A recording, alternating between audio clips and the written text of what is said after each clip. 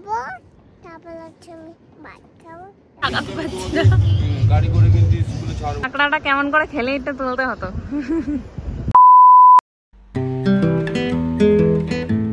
Good morning, welcome back to my channel. ব্যাংকে banking বলো welcome, বলো ওয়েলকাম বেকা ব্যাক বা to to my my channel.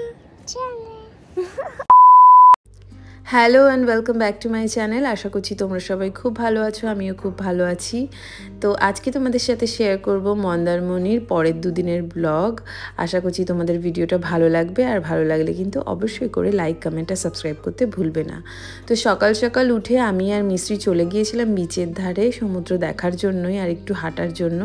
কিন্তু আজকে ভাটাটা এতটাই ছিল আর কুয়াশাও ছিল যে সমুদ্রটা একদমই দেখা যাচ্ছিল না। আমরা অনেকটাই গিয়েছিলাম কিন্তু দেখতে পারিনি।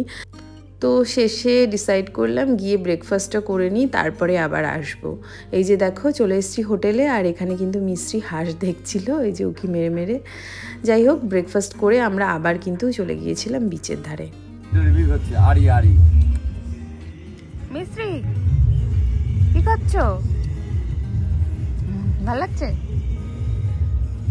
সত্যি কথা বলতে বিচের কাছে এসে তো মানুষ রিল্যাক্সই করে, আমরাও সেটাই করছিলাম। আর মিস্ত্রিকে দেখো, মিস্ত্রি কিন্তু ভীষণ খুশি হচ্ছিল। আর সত্যি কথা বলতে আমরা 90s-এর ছেলেমেয়েরা যেরকমভাবে মাটি ধুলোবালির সাথে খেলা করেছি, এখনকার বাচ্চারা তো সেই চান্সটা পায়ই না। আর সেই জন্যই হয়তো মিস্ত্রি এখানে বালির সাথে খেলে এতটা খুশি হচ্ছিল। খুব নাচ করেছি, খুব মোর মন ভালো হয়ে গিয়েছিল। আর সমুদ্রের কাছে এসে ও খুব খুশিই ছিল, বলছিল আমার খুব ভালো লাগছে, আমি আর যাবো না এখান থেকে। সমুদ্রের কাছে গিয়ে দাঁড়ালে ও আর ওখান থেকে ফেরতই আসতে চাইছিল না, ওর এতটাই ভালো লাগছিল। তবে সেদিনকে ও বালির সাথে খুব খেলা করেছে, খুব মজা করেছে, যেটা দেখেও কিন্তু বেশ ভালো লাগছিল। আমরাও এখানে বসে একটু রিল্যাক্স করছিলাম আর সমুদ্র দেখছিলাম। আজকে বেশ তাপটা বেশি ছিল আগের দিনের থেকে। তো এই যে দেখো, আমি কিন্তু তাকাতেই পারছি না, চশমাটা আনিনি বলে। চশমা ভুলে গেছি, তাকাতে পারছি না।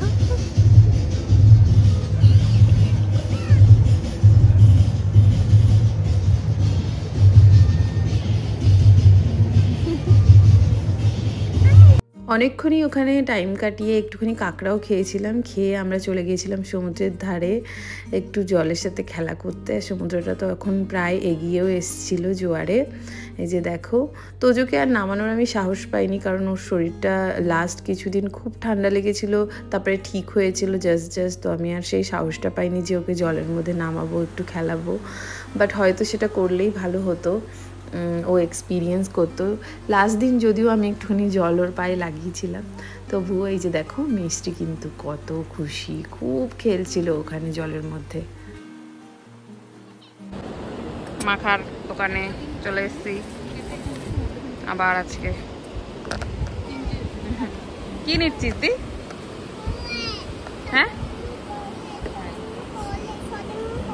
কি করিস কোলে ভিজা ভিজা নিয়ে?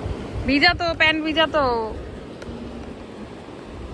প্যান্ট ভিজা তো। বাড়ি গিয়ে চান করে প্যান্ট চেঞ্জ করতে হবে, তারপরে কোলে নেব, ঠিক আছে? ভিজা তো, আমার গা ভিজে যাবে পুরো।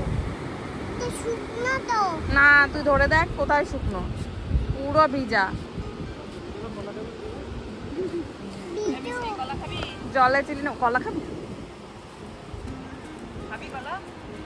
হ্যাঁ, মরে মরে ঠিক আছে মরে আমারে অল টাইম মিটিং মরি। কাঁকড়াটা কেমন করে খেলে এটা তুলতে হতো। কি শশা খাবা? মিষ্টিও শশা খাবে, ওই একটা দিয়েই হয়ে যাবে।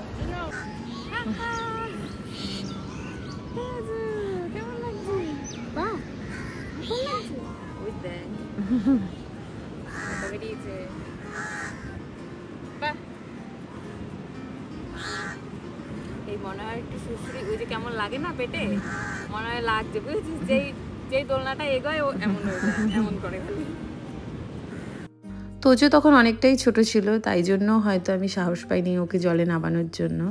বাট এখন যদি সম্ভব হয় অবশ্যই ভেবেছি ওকে একবার বিচে নিয়ে যাব, নামাবো জলে।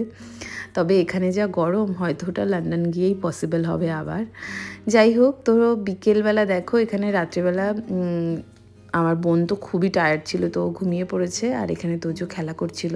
ওই টাইমে তোজো সদ্য বসতে শিখেছিল, তেমনভাবে টাল সামলাতে পারতো না অনেক সময়।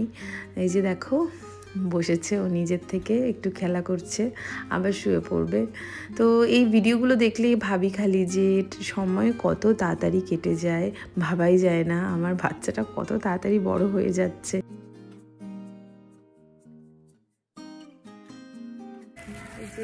আমরা হচ্ছে ব্রেকফাস্ট করে যাই লাস্ট দিন, এখন চলো যাবো আমরা কিছুক্ষণে বেরিয়ে। উঠেছে কুকু হচ্ছে ওর ফোনটা ভেতরে রেখে চলে এসছে।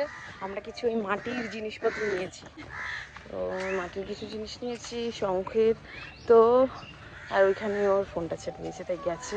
কারণ আমরা এখন ওই জায়গায় খাওয়াবো, একটু সমুদ্রের ধারে যাবো আর বেরিয়ে পড়বো। মানে জিনিসপত্র অলরেডি বের করে দেবো, সব গোছানো হয়ে গেছে অলমোস্ট। কী করে কেটে গেল 3টে দিন বুঝতে পারলাম না। রিসর্টটাও খুবই সুন্দর, তাই জন্য আরও বুঝতে পারিনি। আর ওয়েদার একদম গরম পড়ে গেছে, খুব গরম। বলে বাবা লে কি উঠে গেছে সোনাটা, আমার সোনাটা কি উঠে গেছে। আমরা সমুদ্রকে টাটা বলতে এসছি, ওই যে কুকু আর আসছে। অনেক দেশ ঘোরার পরেও সমুদ্রটা এমনই একটা জায়গা যেটা আমাকে সব সময়ই টানে, কারণ এখানে এসে আমি একটা আলাদা রকমেরই শান্তি পাই। যত দেশ, যত দূরে জায়গায় ঘুরি না কেন, সমুদ্রের কাছে গেলে যেন আমার সব মনের অশান্তি দূর হয়ে যায়, সেটা যেখানকারই সমুদ্র হোক না কেন। তাই জন্য আমি সব সময় আমার মনটা করে এই যে বছরে একবার হলেও কোনো না কোনো সমুদ্রের পাড় থেকে একটুখানি ঘুরে। জলকে টাটা বলে দে, জোরে জোরে।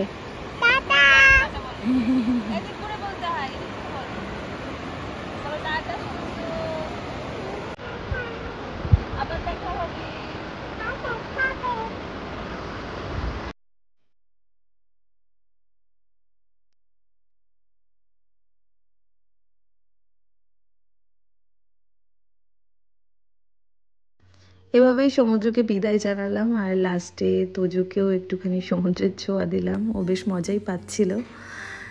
তো 3টে দিন কিভাবে কেটে গেল জানি না। সমুদ্রকে বিদায় জানিয়ে এই যে লাস্টে আমরা চলে যাচ্ছি। মনটা বেশ একটু ভার হয়ে গেছিলো।